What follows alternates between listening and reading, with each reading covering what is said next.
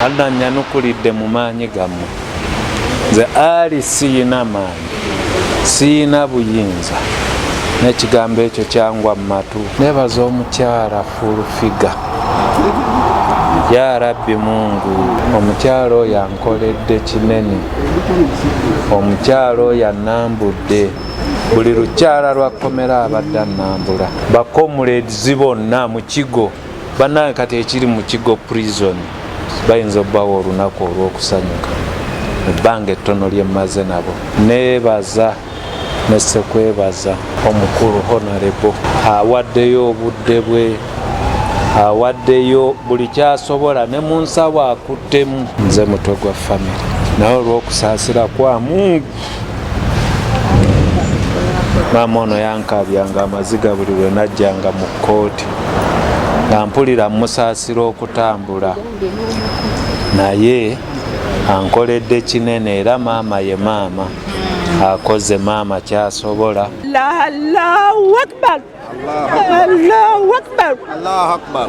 Lyetendo lyokka lyendeta. Kubadde kusagambiza na kukunkumuka amazina okuva mu b'eŋŋanda n'emikwano gya Haji Ali Mwizera nga bano bakedde kukuŋŋaanira ku kkooti enkulu mu Kampala, ng'omuntu waabwe leero ayimbuddwa ku kakalu ka kkooti nga bwe yasaba, nga Haji Mwizera yaggulwako omusango gw'okusobya ku mwana wa mukyala we Hajjati Zura Nakisuyi. Olw'obungi bw'abantu bano batono abakkiriziddwa okuyingira munda, nga Haji atuusiddwa mu kkooti ku ssaawa 5:02 ez'okumakya, nga munda mu kkooti ab'eŋŋanda n'emikwano balabiddwako nga bawanjagira Katonda wakati mu maziga, nga ne Haji alabiddwako nga yeegayirira omutonzi we.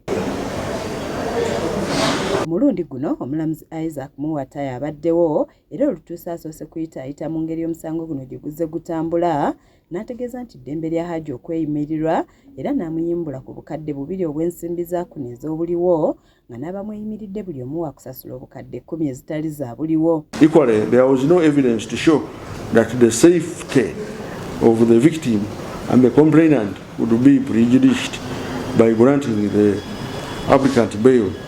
The remaining allegation is the absence of any proof. In the result, the application succeeds. The applicant is granted bail on the following conditions. Amulagidde okweyanjula mu kkooti ng'ennaku z'omwezi 27 omwezi ogujja, n'amuteekako n'obukwakulizo okuli obutafuluma ggwanga, n'amulagira n'okuleka paasipooti ye mu kkooti, ng'agasseeko n'ekyokumulabula ku ky'okutiisatiisa n'okulumba abamuvunaana, ng'agasseeko n'okumulabula ku ky'okutiisatiisa wamu n'okulumba abamuvunaana. Report to the Deputy Registrar 73 of January 2025. I saw order of this court and shall not travel outside the jurisdiction of this court without the express permission of court.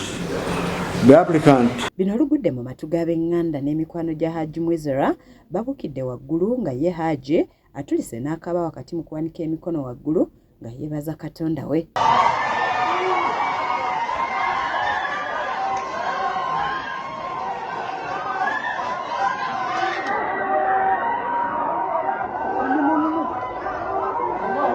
Ye bweru wa kkooti kubadde kujaganya nga bano basize n'ebipande okuli ebifaananyi bya Haji nga bayisiza ebivulu wakati mu kwebaza essiga eddamuzi olw'okuyimbula omuntu waabwe.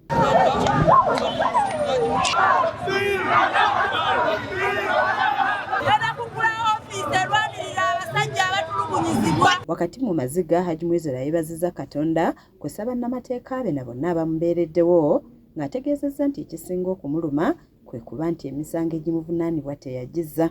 Neebaza buli omu mu kiti kye, bemmanyi ne besimanyi.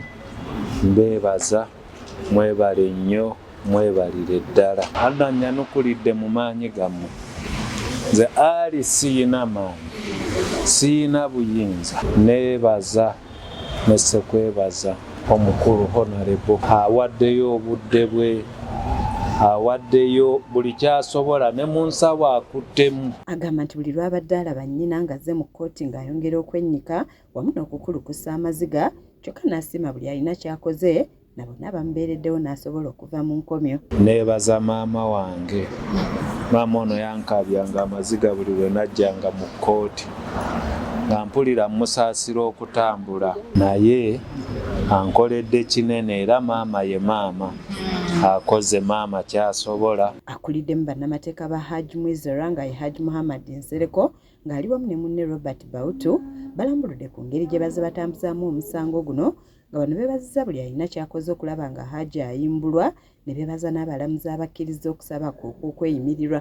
Ttiimu y'abakanso bonna ababaddewo n'okwebaza Allah subhanahu wa ta'ala atusobosezza okutuuka ku kino ekyokulaba nti Hajji ajja kuwozesebwa naye ng'ava bweru. Mbeebaza abantu mwenna Ssekinnoomu abatasuddeyo gwa Naggamba ne mulemerako ne mubaawo ku lwa Hajji. Twebaza kooti okuba ng'eramudde mu mbeera efaananako bw'etyo. Hajji Nsereko agamba nti kyekiseera abantu bonna baveeyo beetabe mu lutalo olw'okulwanira obwenkanya eri abasajja abatulugunyizibwa n'okulangibwa obwemage. Mbakubiriza kino wammanga nti mbulamu bw'ensi bw'oba owangudde toyeeya gw'owangudde.